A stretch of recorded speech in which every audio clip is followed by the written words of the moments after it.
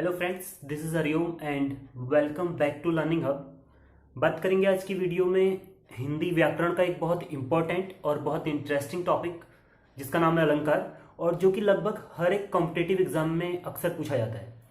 तो अलंकार को आपने अपने स्कूल डेज में भी पढ़ा हुआ होगा, आपने अपने स्कूल में कॉलेज में पढ़ा हुआ होगा, लेकिन अलंकार को बताने की जिन मेथड का, जिन तकनीकों का उपयोग हमारे स्कूल में किया जाता है, वो तकनीकें और वो मेथड्स बहुत बोरिंग होती हैं और उनको पढ़ने में जो है हमें इंटरेस्ट नहीं आ पाता है और हम उसे अच्छे से नहीं सीख पाते हैं। और दूसरी बात, जब भी हमें अलंकार पढ़ाए जाते हैं तो उनको पढ़ाते वक्त जिन उदाहरणों का उपयोग किया जाता है और जिन उदाहरणों की सहायता से वो हमें पढ़ाए जाते हैं, वो उदाहरण भी प्योर संस्कृत लैंग्वेज के होते हैं और उन उदाहरणों को याद कर पाना और उन्हें समझना भी हमारे लिए आसान नहीं हो पाता है। तो इसलिए हम अलंकार को अच्छे से नहीं सीख पाते हैं।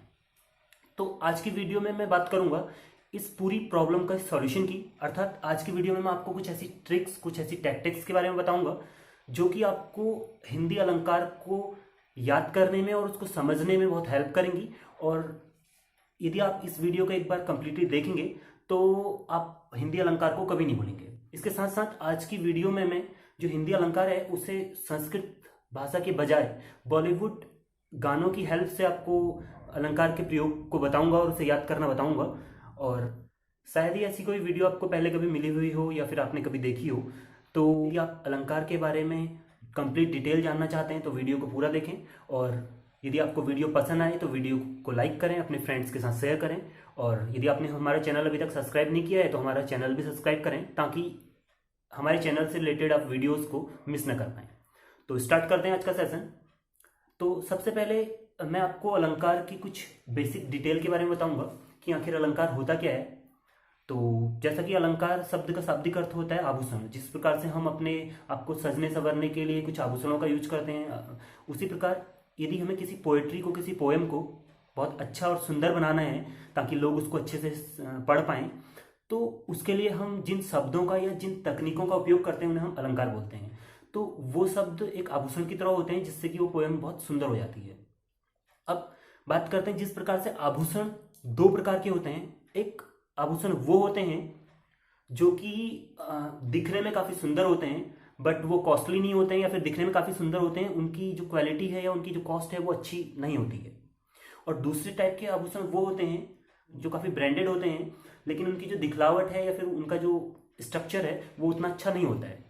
तो सेम इसी प्रकार से जो अलंकार होते हैं वो भी दो प्रकार के होते हैं। एक वो अलंकार जिनको हम केवल देख के ही पहचान सकते हैं, जिनके शब्दों के स्ट्रक्चर को देख के हम पहचान सकते हैं, उन्हें बोलते हैं शब्द अलंकार। और दूसरे अलंकार जिसको उसके अर्थ की हेल्प से हम उस अलंकार के बारे में जानते हैं, वो होते हैं अर्थ अलंकार। तो आज की वीडियो में बात करेंगे शब्द अलंकार की, और यदि आपको वीडियो पसंद आएगा और आपकी प्रतिक्रिया पॉजिटिव आएगी तो इस वीडियो का जो दूसरा पार्ट है अर्थात अर्थ अलंकार वो भी बनाया जाएगा। तो वीडियो को देखने के बाद अपनी प्रतिक्रिया कमेंट बॉक्स में जरूर दें। तो शब्द अलंकार के अंदर सबसे पहले अलंकार की बात करेंगे, वो है अनुप्रास अलंकार। और अनुप्रास का अर्थ होता है रिपीटेशन। तो जिस अलंकार में पहले लेटर की रिपीटेशन होती है या फिर पहले वर्ण की जो है वो पुनरावृत्ति होती है, उसे हम अनुप्रास अलंकार कहते हैं। जैसा कि अक्षरों की पुनरावृत्ति इसका अर्थ लिखा हुआ है। और इसका जो सबसे बेहतरीन और सबसे जबरदस्त एग्जाम्पल है वो है ये, चंदू के चाचा ने चंदू की चाची को चांदनी चौक पे चांदी के चम्मच से चटनी चटाई। तो ये इतना जबरदस्त एग्जाम्पल है। इसमें क्या हो रहा है, देखिए इसमें जो इस अलंकार में क्या हो रहा है, चौवर्ण की पुनरावृत्ति हो रही है। चंदू के चाचा ने चंदू की चाची को, तो चौवर्ण जो हो रहा है वो बार बार रिपीट कर रहा है।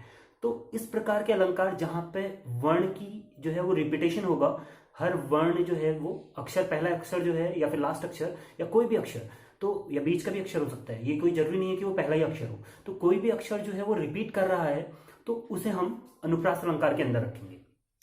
और इसका जो दूसरा एग्जाम्पल है, एक बहुत फेमस गाना, बहुत फेमस भजन, रघुपति राघव राजा राम पतित पावन सीताराम। तो इसमें देखिए पहले जो लाइन है उसमें र वर्ण की पुनरावृत्ति हो रही है, रघुपति राघव राजा राम, तो र रिपीट कर रहा है, और दूसरे में पतित पावन प वर्ड रिपीट कर रहा है। तो वो एक से ज्यादा बार आना चाहिए। यदि वो 2 बार आए, 3 बार आए, 5 बार आए तो उसे हम अनुप्रास अलंकार कहते हैं। और इसके अलावा भी कुछ बॉलीवुड गाने भी हैं, जैसे कि एक बहुत पुराना गाना है जो आपने सुना हुआ होगा शायद, दीदी तेरा देवर दीवाना। तो इस गाने में भी दो वर्ण की पुनरावृत्ति हो रही है या फिर उसका रिपीटेशन हो रहा है, तो इसको भी अनुप्रास अलंकार के अंदर रखा जाता है। और एक एग्जांपल और आपको देना चाहूंगा, आपने एक वो लोरी सुनी होगी, लला लला लोरी दूध की कटोरी दूध में बतासा मुन्ना करे तमाशा। तो इस प्रकार की जो लोरी हम गाते हैं तो उसमें भी लला लला लोरी लौ वर्ण की रिपीटेशन हो रही है। तो इस लोरी को भी हम अनुप्रास अलंकार के अंदर अंतर्गत रखेंगे। तो अब बात करते हैं दूसरे प्रकार की। जो दूसरा प्रकार है वो है पुनरुक्ति प्रकाश अलंकार। अगले अलंकार का नाम है पुनरुक्ति प्रकाश अलंकार, और पुनरुक्ति का अर्थ भी होता है रिपीटेशन। बस इन दोनों अलंकारों में एक छोटा सा अंतर होता है। अनुप्रास अलंकार में तो जो है पहले या आखिरी या बीच का जो अक्षर है उसकी पुनरावृत्ति होती है, बल्कि जो पुनरुक्ति प्रकाश अलंकार है उसके अंदर अक्षरों के बजाय शब्दों की पुनरावृत्ति होती है। तो पुनरुक्ति प्रकाश अलंकार मतलब कि शब्दों की पुनरावृत्ति, उसमें अक्षरों की पुनरावृत्ति थी, इसमें शब्दों की पुनरावृत्ति है। तो इसमें हर एक शब्द रिपीट करेगा। तो देखते हैं कुछ इसके एग्जाम्पल। तो जो सबसे पहला एग्जाम्पल इसका है, जो कि काफी फेमस था कुछ टाइम पहले, आपने शायद सुना भी होगा, मैं नाचूं आज छम छम छम। तो ये गाना है कि मैं नाचूं आज छम छम छम।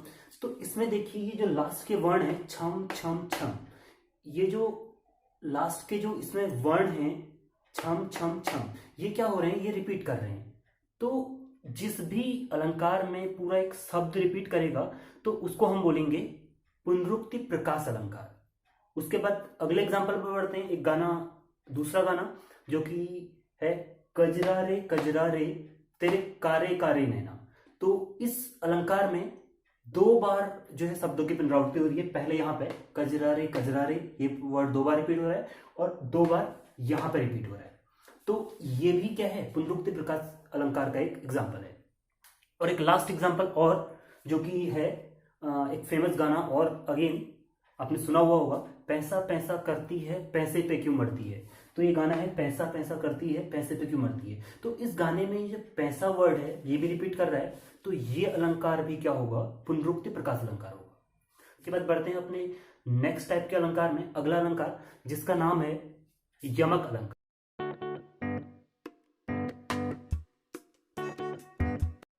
तो यमक अलंकार की बात करेंगे।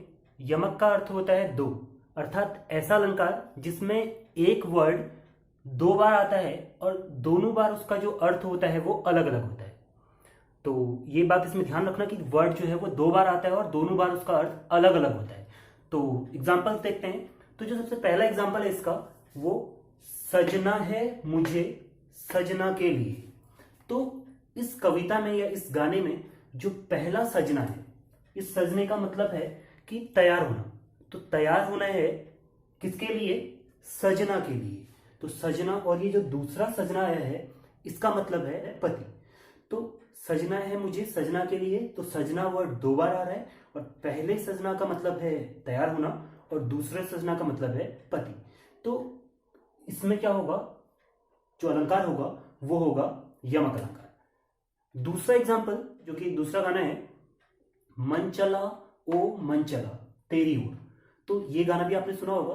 तो पहला वर्ड जो पहला मन चला आ रहा है इसमें, इस मन चले का मतलब है कि ऐसे लोग जो अपने मन मर्जी के होते हैं।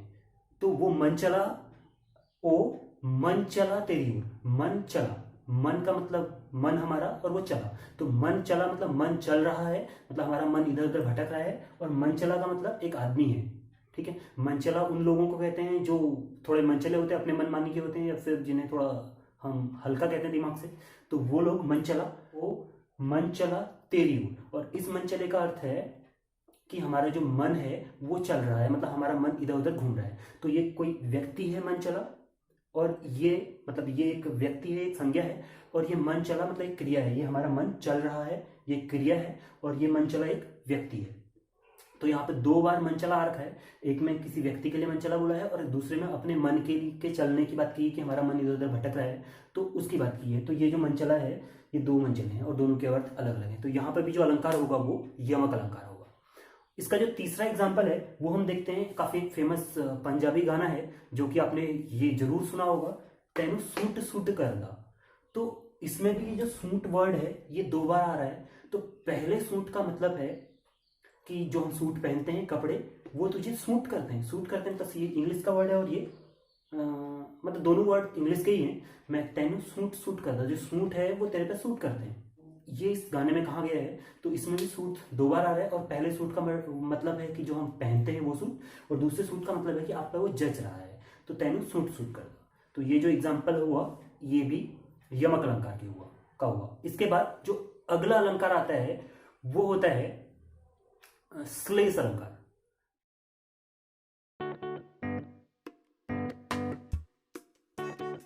तो अगला जो शब्द अलंकार है वो है श्लेष अलंकार, और श्लेष का जो अर्थ है वो है डबल मीनिंग। मतलब ऐसे शब्द जो कि डबल मीनिंग होते हैं उनको हम श्लेष अलंकार के अंदर रखते हैं। मतलब किसी कविता में यदि कोई डबल मीनिंग शब्द आए तो उन शब्दों से बनी हुई कविता को हम श्लेष अलंकार के अंदर रखेंगे। तो इसके कुछ एग्जाम्पल्स हैं जिनको मैं आपको बता रहा हूँ। जो सबसे पहला एग्जाम्पल है वो है मोहब्बत बरसा देना तू सावन आया है। ये गाना आपने सुना हुआ होगा। तो इस गाने में जो ये वर्ड बरसा है इसके 2 अर्थ हैं, ठीक है। तो पहला जो इस पोएम का मीनिंग बनता है वो ये है कि मोहब्बत बरसा देना, तो बरसा मतलब रेन, बारिश, तो मोहब्बत को तू बरसाना मतलब बारिश करना मोहब्बत की, सावन आया है तो सावन में बारिश होती है, तो इसलिए मोहब्बत बरसा देना ऐसा कहा गया है। तो कवि ने ऐसा लिखा हुआ है। एक तो इसका जो मीनिंग है, और दूसरा इस कविता का जो मीनिंग है वो क्या है, मोहब्बत बरसा देना तू सावन आया है। तो ये जो बरसा है, बरसा किसी लड़की का नाम है, तो मोहब्बत बरसा देना तू सावन आया है। तो मतलब ये यहाँ पर क्या बताना चाह रहा है कि मोहब्बत बरसा देना तू, मतलब वो कवि जो है या फिर जो ये पोएम गा रहा है या जो इस गाने को गा रहा है वो उस बरसा लड़की से कह रहा है कि तू मोहब्बत बरसा मुझे देना, ठीक है। तो आप समझ सकते हैं कि मोहब्बत बरसा देना तू सावन आया है, मतलब ये लड़की के लिए यूज भी किया जा सकता है, बरसा जिसका नाम है, और दूसरा मोहब्बत बरसाने का मतलब मोहब्बत की रेन करना है, ठीक है। तो इसके 2 अर्थ हो गए। तो ये अलंकार जहां पर भी डबल मीनिंग आएगा वो श्लेष अलंकार है, ये आपको खुद समझना है। तो अब इसका जो दूसरा एग्जाम्पल है वो भी एक बहुत फेमस हमारा भजन है, तो उसको भी देख लेते हैं। ये जो कृष्ण भगवान जो हैं अपनी माता से, इसका जो बैकग्राउंड बता रहा हूँ कि जो कृष्ण भगवान है वो अपनी माता से बोलते हैं, मतलब वो मक्खन खा रहे हैं, मक्खन की चोरी करते हैं, वो आप जानते ही हैं। तो मक्खन की चोरी करने के बाद जब उनकी माँ उनसे पूछती है कि तुमने माखन क्यों खाया, तो वो अपनी माँ को कविता की इस कविता या इस गाने के तौर पे, इस गाने के उससे अपनी माँ को बताते हैं कि मैया मोरी मैं नहीं माखन खायो। तो ये जो वर्ड है मैं नहीं, तो इसके भी 2 अर्थ हैं। तो पहला तो है कि मैया मोरी मैंने ही माखन खाया, कि मैंने ही माखन खाया है, मेरी माँ की मैंने ही माखन खाया है, मेरे से गलती हो गई, ठीक। तो एक तो इसका ये अर्थ हुआ। दूसरा, मैया मोरी मैं नहीं माखन खायो, और मैंने नहीं माखन खायो मतलब कि मैंने माखन नहीं खाया है। तो इस वर्ड के, इस पूरी कविता के 2 अर्थ निकलते हैं। मतलब कृष्ण भगवान इस तरीके से अपनी माँ को कह रहे हैं कि उनकी माँ तो समझे कि वो अपनी जो वो है गलती है उसको एक्सेप्ट कर रहे हैं, बट वो एक्चुअल में अपनी गलती को एक्सेप्ट नहीं कर रहे हैं। वो कह रहे हैं कि मैंने नहीं खाया, और जबकि एक्चुअल में उनकी माँ को क्या लग रहा है कि मैं नहीं खाया, कि मैंने ही खाया है, कि वो एक्सेप्ट कर रहे हैं, तो माँ उनको माफ कर देगी, ठीक। तो इस प्रकार से जहां पर भी डबल मीनिंग चीजें यूज की जाती हैं, डबल मीनिंग वर्ड यूज किए जाते हैं, उसे हम श्लेष अलंकार के अंदर रखते हैं। तो आज की शब्द अलंकारों की श्रेणी में इतने ही अलंकार हैं। तो यदि आपको ये जो शब्द अलंकार हैं ये वीडियो पसंद आया हो तो आप अपनी प्रतिक्रिया कमेंट बॉक्स में दें, और अपने इस वीडियो को लाइक करें, अपने फ्रेंड्स के साथ शेयर करें, ताकि यदि आपकी जो पॉजिटिव प्रतिक्रिया आएगी तो इस वीडियो का जो दूसरा पार्ट है अर्थ अलंकार वो भी आपके लिए जल्दी बनाया जाएगा। तो धन्यवाद।